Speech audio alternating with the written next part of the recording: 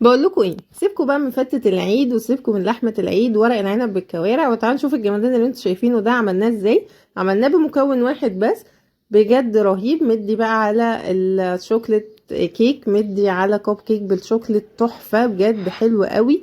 ما تنسوش تعملوا لايك واشتراك وشير للقناة وكومنت حلو كده زيك. ويلا نشوف المكون بتاعنا عبارة عن ايه. اهو يا ستي، هنروح السوبر ماركت، هنجيب خليط المافن من دريم، تحفة. تعالوا نشوف المكونات اللي جواه.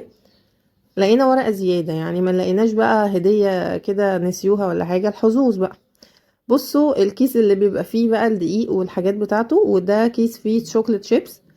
وكمان هنلاقي القوالب بتاعة المافن، بجد يعني مش مخلينكوا هتشتروا اي حاجة من بره زيادة.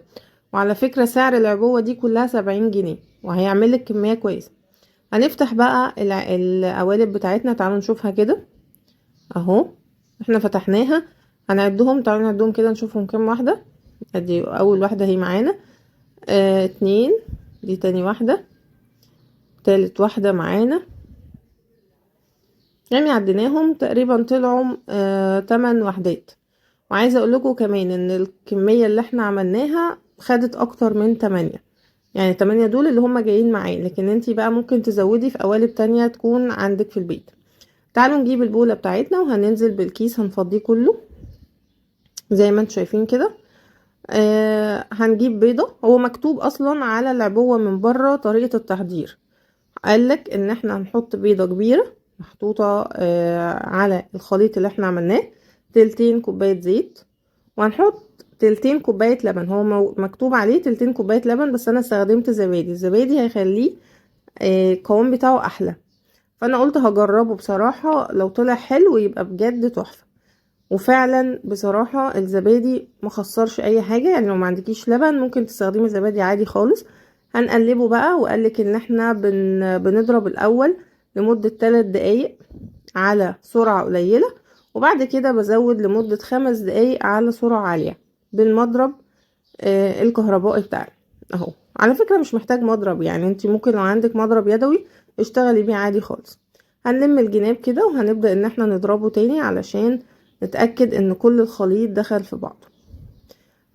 القوام بتاعه يعني تحفة قوي، مدي على شوكليت كيك يا جماعة، بجد اللي احنا بنجيبها في الكافيهات الغالية دي، بجد نفس الطعم، ما اختلفش.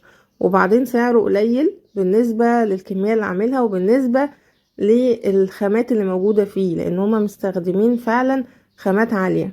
الكاكاو بتاعهم نضيف، الحاجة طعمها حلو، شوكليت شيبس كمان من، يعني حاطين نوع نضيف جدا فيها، فيستاهل بصراحة، يستاهل. هنقلب بقى كده كله مع بعضه. حطينا شوية شوكليت شيبس من الكيس اللي هم جايبينه، وهنسيب شوية عشان هنحطه على الوش. هنبدأ نجيب القوالب بتاعتنا نجهزها. هندهنها دهنة بسيطة من الزيت، يعني دهنة بسيطة جدا. هنجيب الفرشة كده وبدهنة بسيطة خالص هنحط الزيت بتاعنا كده زي ما انتوا شايفين. اهو موضوع بسيط جدا وسهل. وننفع بقى، يعني احنا عملنا الكوب كيك كتير، وهتلاقوا فيديوهات موجودة عن الكوب كيك بتاعتنا. بس قلنا نجرب بقى بتاع دريم دوت هيبقى طالع عامل ازاي. هنبدأ بقى نحطها في حاجة ليها بوز كده عشان تبقى سهل وانتي بتصبي، ما نلحوش الدنيا. يعني ما نستهلكش كذا حاجة، ما نستهلكش كذا حاجة. ممكن تعملي بالمعلقة برضو بس هتدوخك شوية. بنصب لحد نص القالب علشان هي لسه هتنفش، ما بنصبش كتير عشان تبقى واخدة حجم القالب بالظبط. هنبدأ نصبهم بقى في القوالب كلهم. هو هنا مديني 8 قوالب اهو، خلصتهم. وعايزة اقول لكم ان فضل كمية من الخليط دوت، حطيته في برام كده كبير وعمله، يعني ممكن يعمل كمان 3 من دول. اهو هنحطه بقى في صينية ألمونيوم كده علشان ما تمتصش الحرارة بسهولة ويستوي معانا كويس. هنسيبه حوالي 25 دقيقة، وبنحط خلة كده في النص وبنلاقيه استوى. اهو بصوا القالب ده قالب كبير على فكرة، يعني ممكن نعمل 3 أو 4 كمان من الصغيرين دول. وخلاص طلع معانا في منتهى السهولة، بجد ما خدش وقت خالص. على السريع كده وانتي واقفة عندك بقى عيد ميلاد، عندك ضيوف جاية، عندك اولادك مزهقينك، عايزة تجربي انتي الطعم، بجد الطعم حلو قوي.